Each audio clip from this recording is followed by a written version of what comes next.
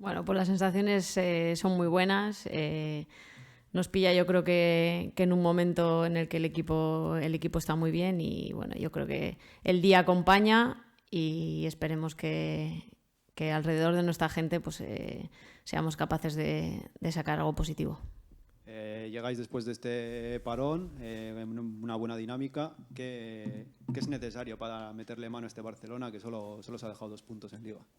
A ver, somos conscientes que el partido va a ser un partido complicado, muy complicado, ¿no? Porque, bueno, pues al final ellas tienen un equipo pues muy fuerte en todas sus líneas. Pero bueno, sí que es verdad que, como te digo, nosotras estamos en un buen momento. Yo creo que es el mejor en el que nos podía pillar este partido. Y bueno, también es un día muy especial, ¿no? Para todas, volver a pisar San Mamés, empezar el año en un campo increíble como es San Mamés.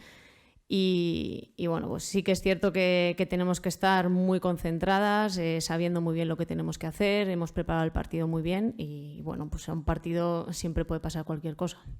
En tu caso, que ya has jugado varias veces en San Mamés, ¿qué es lo que se siente cuando se salta al césped?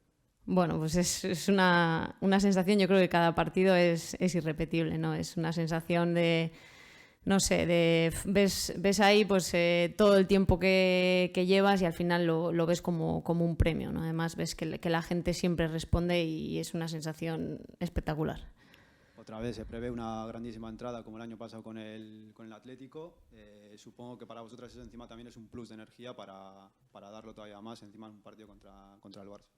Sí, está claro que cuando sales y ves el campo lleno te da, no sé si 1 o 5 pluses, porque es increíble cómo la gente responde siempre y nos arropa, ¿no? Incluso también aquí en Lezama tenemos gente que siempre está con nosotras y eso, por supuesto, que es de agradecer siempre.